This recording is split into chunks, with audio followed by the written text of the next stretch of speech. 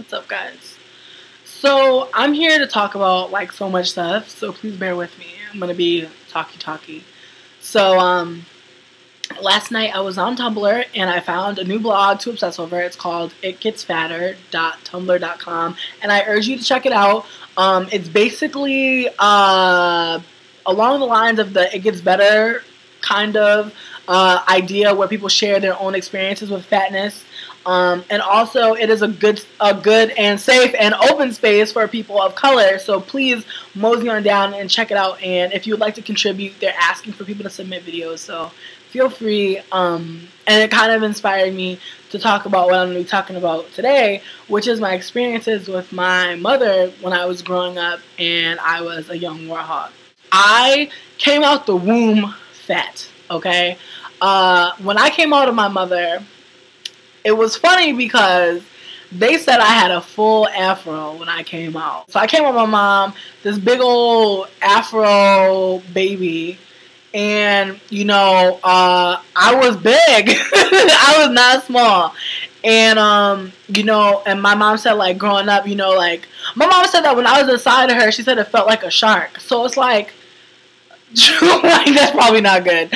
But true tea, like, I already knew, like, my mom could cook. My grandmama could cook. Like, everybody in my whole family can cook. It's, like, fucked up how good everyone can cook.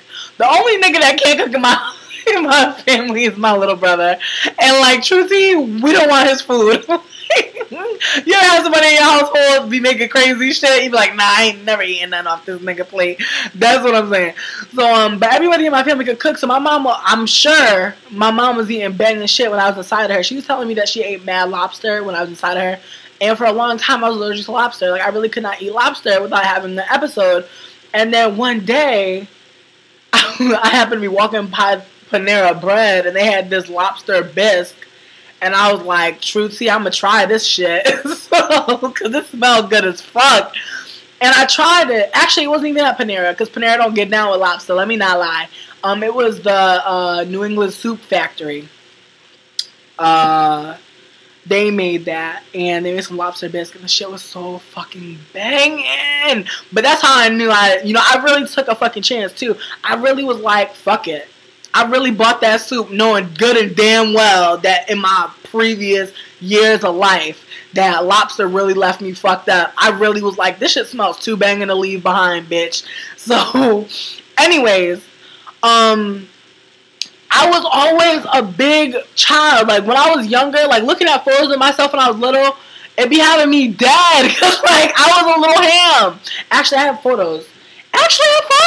This is my little brother. Deadass, when he was a little gelfling, he had hella fucking bird hair. Like, I remember we'd be laughing at this little nigga, because he'd be like, yo, Javon, you got fucking bird hair, my nigga. This is me and my little brother. Now, people ask me about my scar. I don't know, sometimes people don't see it, but it's right here. And when I was little, look at me, looking so damn sad. I hit my head on a Tonka truck falling down the stairs. The shit was fucking dramatic as hell. Here's me and my Uncle Bentley. You know, shout out to the Jamaicans. Shout out to the Jamaicans with the car names, my nigga. This is me sleeping. Look at me, so cute, my nigga, just sleeping with the beads. With the beads. My nigga. Okay. I love showing photos. It's my favorite. Okay, so this girl used to be my friend when I was younger, but we really didn't even fucking like each other, because she was cuter than me, as you could tell. She was hella cute, and I was just looking like hella fucking scary. I was in my awkward stages at that age. I burned that one. This was me and my friend Amomi. But yo, I've been looking for this bitch online. I haven't been able to find her because I don't know how to spell her name the right way. But if anybody knows a girl named Amomi, tell her that Tatiana is looking for her ass, because I miss that bitch. Me and my bitch Amomi. That's me and my pony. You see my fucking outfits, my nigga? My mom had me fucking dressed, bitch. Yes! Yes! Okay. But I'm telling you, my mom had me in the fashions, my nigga. Like, these are my little fashions. Now, don't get me wrong, when I was little, I was not like a fucking little heffalump. But I was like a fucking piglet. You feel me? I was a piglet, soon to become a Pooh Bear. You feel me? And so my mom loved dressing me up. I think that's what really fucked with my mother, is the fact that she couldn't really dress me like she wanted to. Because at one point in time, my mom had me wearing like old lady fashions and like, touch me right here, bitches. Touch me right here. All fat bitches know about that old bitch clothes life, okay? Your mother might have brought you to Lane Bryant or Avenue or some shit when you was hella fucking young and had you wearing all types of fucking crazy shit to school, and like you really couldn't say nothing about it, and you might not have even tripped at the time, but looking back, you like, damn, you know, like, I wish there was a fucking Torrid and shit when I was in middle school or something, you know, like, I'm thankful that I found out about Torrid in my high school years. This is me, and I'm trying to guess what year this is. And I got a fucking cassette player in my hand, so it couldn't have been too fucking early in time. But see, that's a thick little child. You feel me? That's corn fed. You feel me? My little brother standing next to me and his two little friends, you know, and that's me right there, just jangling. And you know, that's just what the fuck it was. All right. Oh, got another picture of that. Okay, that's me. Okay. That ain't no small kid. And look at my shoes. My mama had me with some church shoes on and a dress and some frilly socks and shit on a motorcycle. Yes, nigga. The 90s was wild. Actually, this wasn't even the 90s. Was it though? It sure the fuck was. Maybe not. Look at this thigh. Anybody who seen this thigh when I first came out the womb knew that wasn't gonna be no little thigh, never. I was always a bigger child, and I remember like my mom putting locks on the kitchen. I remember my mom putting a door on the kitchen. We never had a door on the kitchen when we first moved into our first apartment, but I truly remember her putting a lock on it, and the door that she put on it had slats.